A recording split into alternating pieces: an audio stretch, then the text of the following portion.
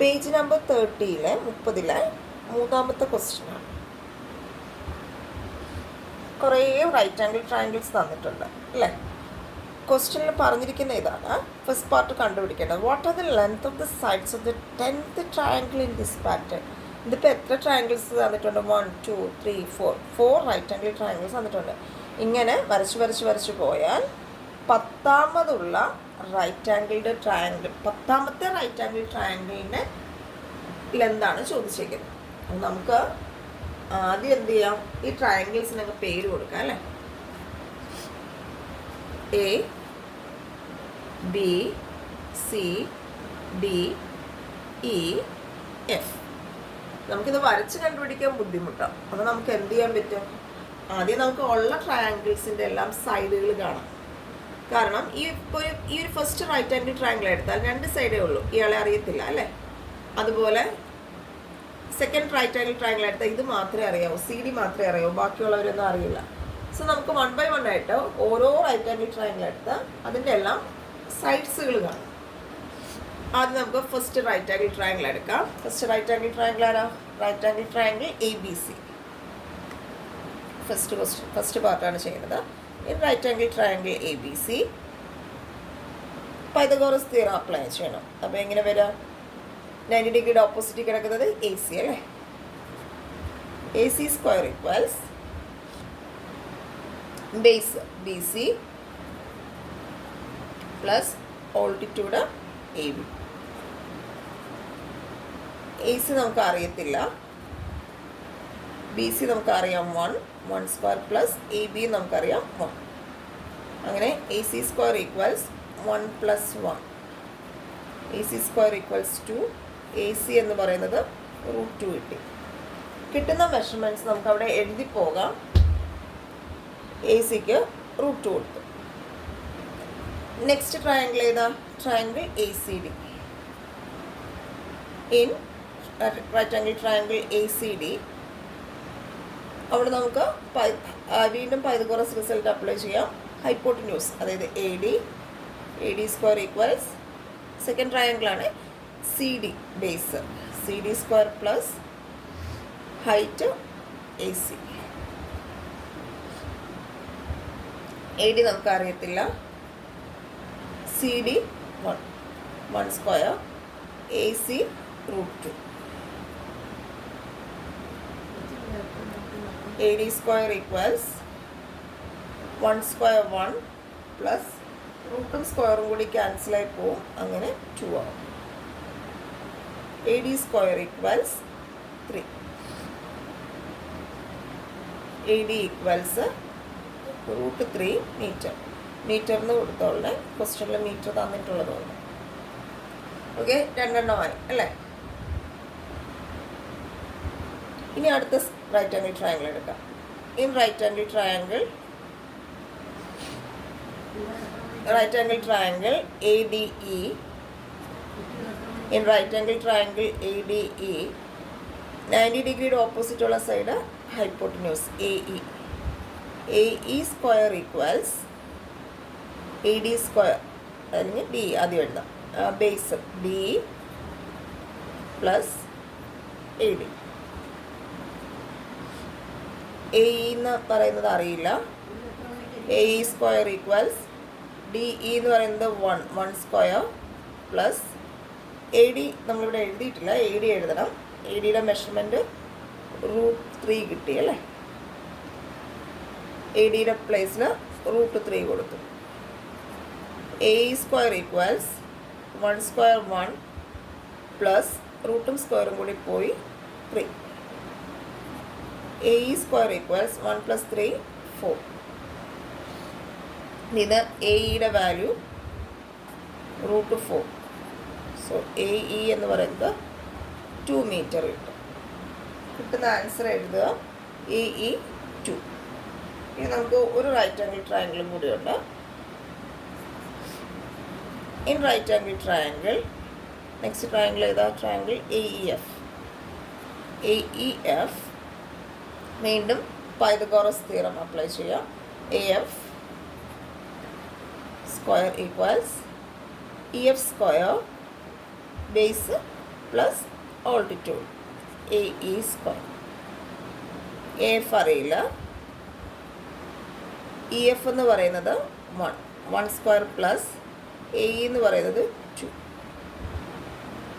So A F square equals 1 square 1 plus 2 square 4.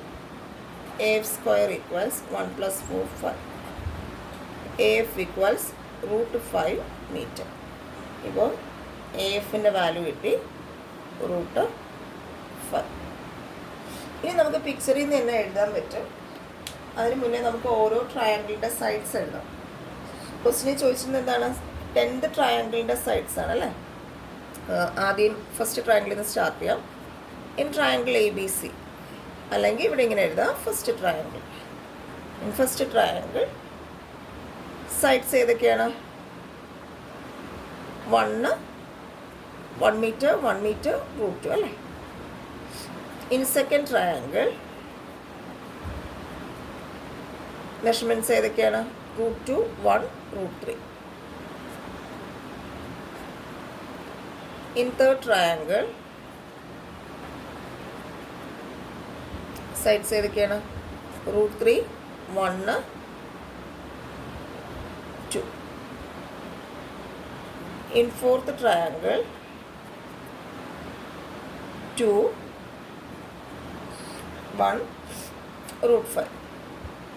ഇവിടെ നമുക്ക് ഈ കിട്ടിയ എ ഇയിലെ എ ഇ ശരിക്കും കിട്ടിയത് √4 ആണല്ലേ. അതിനെയാണ് നമ്മൾ സിംപ്ലിഫൈ ചെയ്ത് എന്താക്കിയത്? 2 ആക്കിയത്. അപ്പം എല്ലാത്തിനും റൂട്ടുള്ളതുകൊണ്ട് കണ്ടുപിടിച്ച എല്ലാ സൈഡ്സിനും റൂട്ടുള്ളതുകൊണ്ട് സോ ഈ 2നെ നമുക്ക് √4 ആയിട്ട് തന്നെ നിർത്താം. കാരണം നമ്മളൊരു പാറ്റേൺ ക്രിയേറ്റ് ചെയ്യുന്നതുകൊണ്ടാണ്. അതുകൊണ്ട് തേർഡ് ട്രയാങ്കിളിൽ 1 2 3 തേർഡ് ട്രയാങ്കിളിൽ √3 1 √4. 2 എന്ന് പറയുന്നത് എന്താക്കി എടുക്കാം? √4. ശരിക്കും ഈ 2 ഇവിടെ വേണ്ട, √4 ആയിട്ട് മതി. നോക്കി ഇതെല്ലാം ഒരു പാറ്റേൺ ഫോം ചെയ്തേക്കുവാണ്. First triangle 1 1 √2. സെക്കൻഡ് ആയപ്പോൾ റൂട്ടിൻ്റെ അകത്ത് കണ്ടോ, നമുക്ക് ആദ്യത്തെ ട്രയാങ്കിൾ നോക്കിയൊന്നും മനസ്സിലാവില്ല. തേർഡ് ട്രയാങ്കിൾ മുതൽ നോക്കിയാലേ മനസ്സിലാവുള്ളൂ. തേർഡ് ട്രയാങ്കിളിൽ റൂട്ടിൻ്റെ അകത്ത് 3യും അടുത്ത് റൂട്ടിൻ്റെ അകത്ത് 4ഉം പിന്നെ ഒരു 1. അടുത്ത ഫോർത്ത് ട്രയാങ്കിൾ ആകുമ്പോൾ ഈ 2 നമുക്ക് ഇവിടെ കിട്ടിയതല്ലേ. 2നെ നമുക്ക് എങ്ങനെ എഴുതാം? √4 എന്ന് എഴുതാം അല്ലേ. ഈ 2 നമുക്കിവിടെ വേണ്ട, ഇവിടെയും ഈ 2 വേണ്ട. ഒന്നോക്കി ഫോർത്ത് ട്രയാങ്കിൾ ആയപ്പോൾ റൂട്ടിൻ്റെ അകത്ത് 4ഉം 5ഉം വന്നു 1. തേർഡ് ട്രയാങ്കിൾ ആയപ്പോൾ റൂട്ടിൻ്റെ അകത്ത് 3യും വന്നു √4ഉം വന്നു 1 വന്നു. സെക്കൻഡ് ട്രയാങ്കിൾ ആയപ്പോൾ റൂട്ടിൻ്റെ അകത്ത് സെക്കൻഡിൻ്റെ 2 വന്നു, അടുത്ത് 3 വന്നു പിന്നെ 1. അങ്ങനെയാണെങ്കിൽ ഇങ്ങനെ പോയാൽ 10th ട്രയാങ്കിൾ എന്തായിരിക്കും? ഇൻ 10th ട്രയാങ്കിൾ സൈഡ്സ് ആ എങ്ങനെയൊക്കെ എടുക്കാം? എന്തായാലും 1 വരും, എല്ലാത്തിലും 1 ഉണ്ട്. പിന്നെ 10ൻ്റെ റൂട്ടിൻ്റെ അകത്ത് 10 വരും, പിന്നെ അടുത്ത റൂട്ടിൻ്റെ അകത്ത് 11 വരും. ഇത് മനസ്സിലാക്കാൻ വേണ്ടിയാണ് ഞാൻ മുന്നേ പറഞ്ഞ ഈ 2ന്, അതായത് ഇവിടെ കിട്ടുന്ന ഈ സൈഡ് ബാക്കിയുള്ള എല്ലാ സൈഡിലും റൂട്ട് വരുന്നത് കൊണ്ട് ഇത് 2നെ എന്ത് ചെയ്യുക? √4 തന്നെ നിർത്തുക. അതിൻ്റെ സെക്കൻഡ് പാർട്ട് ചോദിച്ചിരിക്കുന്നത് പെരിമീറ്റർ ഓഫ് 10th ട്രയാങ്കിളും പെരിമീറ്റർ ഓഫ് 9th ട്രയാങ്കിളും തമ്മിൽ എത്ര കൂടുതലാണെന്നൊക്കെയാണ് ചോദിച്ചിരിക്കുന്നത്. അപ്പോൾ എന്തായാലും നമുക്ക് 10th ട്രയാങ്കിളിൻ്റെ പെരിമീറ്റർ അറിയണം, 9th ട്രയാങ്കിളിൻ്റെ പെരിമീറ്റർ അറിയണം. അപ്പോൾ അതിന് മുന്നേ 10th ട്രയാങ്കിളിൻ്റെ സൈഡ്സ് ഇപ്പം നമ്മൾ കണ്ടുപിടിച്ചു അല്ലേ. എന്തൊക്കെയാണ് സൈഡ്സ്? സൈഡ്സ് ആ 1 √10 √11. അപ്പോൾ ഇതിൻ്റെ പെരിമീറ്റർ എങ്ങനെ കാണാം? 1 പ്ലസ് √10 പ്ലസ് √11. √10 √11 റൂട്ടിൻ്റെ അകത്ത് ഒരേ സംഖ്യകളല്ല അല്ലേ. ഒരാൾ 10ഉം ഒരാൾ 11ഉമാണ്. അപ്പോൾ ഇത് തമ്മിൽ ഒന്നും ചെയ്യാൻ പറ്റില്ല, അതങ്ങനെ തന്നെ നിൽക്കും. പിന്നെ ഈ 1 അത് വേറൊരു ഡിജിറ്റായിട്ടാണ് നിൽക്കുന്നത്, ഇതിലൊന്നും നമുക്ക് ചെയ്യാൻ പറ്റില്ല. So perimeter of 10th triangle ഇത് ഇത്രയും മീറ്റർ എന്ന് പറഞ്ഞ് നമുക്ക് എഴുതി നിർത്താം. Next 9th triangle.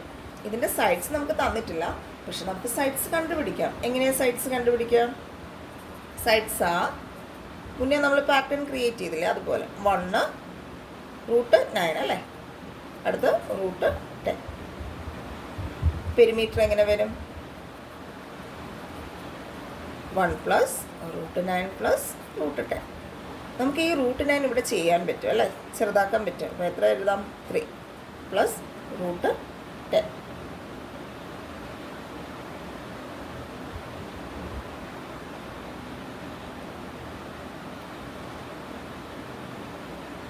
ഇനി നമുക്ക് പെരിമീറ്ററാണ് കാണേണ്ടത്. പെരിമീറ്ററിൻ്റെ ഡിഫറൻസാണ് കാണേണ്ടത് അല്ലേ? എത്ര കൂടുതൽ എന്നൊക്കെയല്ലേ ചോദിച്ചിരിക്കുന്നത്. വലുതിൽ നിന്ന് ചെറുത് കുറച്ചാൽ മതി. ഡിഫറൻസ് ഈക്വൽസ് അല്ലെങ്കിൽ മോർ ഈക്വൽസ് എന്ന് പറഞ്ഞെഴുതാം. ഡിഫറൻസ് ഈക്വൽസ് വലുത് എന്തായാലും വലിയ വലിയ ട്രയാങ്കിൾസ് ആയി പോയിക്കൊണ്ടേ ഇരിക്കുവാണ്. സോ 10th ട്രയാങ്കിൾ ആയിരിക്കും വലുത്. 1 + √10 + √11 മൈനസ് 9th ട്രയാങ്കിളിൻ്റെ പെരിമീറ്റർ. 9th ട്രയാങ്കിൾ നമുക്കിവിടെ ആഡ് ചെയ്യാം കേട്ടോ. 1 + 3 4 4 + √10. പെരിമീറ്റർ ഓഫ് 9th ട്രയാങ്കിൾ എന്ത് ചെയ്യാൻ നമുക്ക് കുറയ്ക്കുക ചെയ്യുന്നത്. ബ്രാക്കറ്റിൽ വേണം കൊടുക്കുക. എന്താ ഈ ബ്രാക്കറ്റ് ഇട്ട്? ഇവിടെ 2 ടേംസോ ഒരു ടേമേ ഉള്ളൂ എങ്കിൽ ഇപ്പോൾ ഇവിടെ 4ഓ അല്ലെങ്കിൽ √10ഓ മാത്രം ഉണ്ടായിരുന്നെങ്കിൽ പ്രശ്നമില്ല. 2 പേര് വന്നതുകൊണ്ട് നമ്മൾ ഉറപ്പായും മൈനസ് കൊടുക്കുമ്പോൾ ബ്രാക്കറ്റ് ഇടുക. അടുത്ത സ്റ്റെപ്പിൽ ബ്രാക്കറ്റ് മാറ്റണം. മൈനസ് കൊണ്ട് ഇൻറ്റു ചെയ്യാമെന്നാണ്. മൈനസ് ഇൻറ്റു ഇവിടെ പ്ലസ് ഉണ്ടെന്ന് അർത്ഥം. Minus into plus minus -4. ഈ മൈനസും ഈ പ്ലസും കൂടി ഇൻറ്റു ചെയ്യുമ്പോൾ മൈനസ് ഇൻറ്റു പ്ലസ് മൈനസ് √10. √10 ആൾക്കാർ കട്ടായിപ്പോയി. പിന്നീടുള്ളത് ആരാ? 1 + √11 - 4. അതായത് √11 - 3 മീറ്റർ. ഇതാണ് ആൻസർ. നിങ്ങൾക്ക് വേണമെങ്കിൽ ഇവിടെ ബ്രാക്കറ്റ് കൊടുക്കാം, അല്ലെങ്കിൽ ബ്രാക്കറ്റ് കൊടുത്തില്ലെങ്കിലും കുഴപ്പമില്ല. നെക്സ്റ്റ് ക്വസ്റ്റ്യൻ, അതായത് page number 30, question number 4, last question ഈ ചാപ്റ്ററിൽ. What is the hypotenuse of a right triangle with the perpendicular sides √2, √3? ബാക്കി നമുക്ക് പിന്നീട് നോക്കാം. ആദ്യം നമുക്ക് ഒരു റൈറ്റ് ആംഗിൾ ട്രയാങ്കിൾ വരയ്ക്കാം. ട്രയാങ്കിളിന് പേര് കൊടുക്കാം ABC. ഇതിൻ്റെ ഹൈപ്പോട്ടന്യൂസ് കാണാനാണ്, അതായത് നമുക്ക് കണ്ടുപിടിക്കേണ്ടത് AC ആണ്. എന്തൊക്കെ തന്നിട്ടുണ്ട്? Perpendicular sides √2 and √3. ഏതൊക്കെയായിരിക്കും പെർപെൻഡിക്കുലർ സൈഡ്സ്? ഇത് ഹൈപ്പോട്ടന്യൂസ് ആണ്.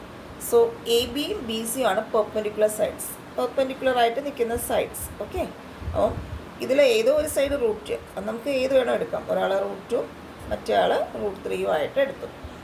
ഓക്കെ, അത് ഉപയോഗിച്ച് 2 സൈഡ് ഉണ്ടെങ്കിൽ നമുക്ക് പൈതഗോറസ് റിസൾട്ട് ഉപയോഗിച്ച് AC കാണാം അല്ലേ? അപ്പോൾ എന്താ റിസൾട്ട്? നമുക്ക് AC ആദ്യം കാണേണ്ടത് ഹൈപ്പോട്ടന്യൂസ്. ആരാ ഹൈപ്പോട്ടന്യൂസ്? AC അല്ലേ?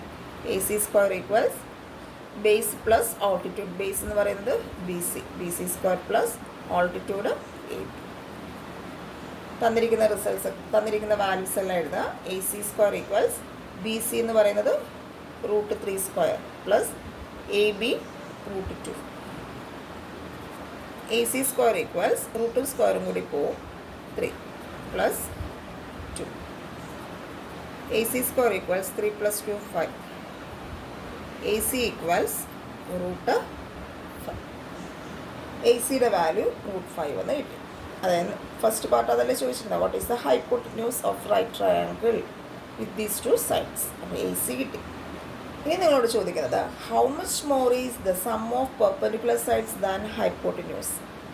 അടുത്തിന് കാണേണ്ടത് sum of perpendicular sides. Sum of perpendicular sides ആരൊക്കെയാണ്? ABയും BCയും അല്ലേ? എത്ര കൂടുതലെന്നാണ് ചോദിച്ചേക്കുന്നത്. ആദ്യം നമുക്കിത് കാണാം. AB √2, BC √3.